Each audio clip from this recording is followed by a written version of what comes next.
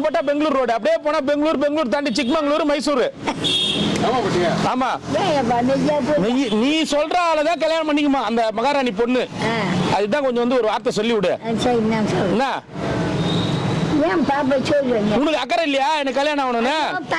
அப்புறம் ஏன் வர மாட்டேன்ற? மூச்சு இழுக்குது. நீ கல்யாணம் பண்ணி பிள்ளை சந்தோஷம். இப்ப நீ என் கூட வா, என் கூட வா. இப்ப பொண்ணு பார்க்க போலாம் வா. திடீர்னு உனக்கு தந்தி போட்டா வரணும். பரவாயில்லடா, போற வழியில படம் மாத்திக்கலாம் வா.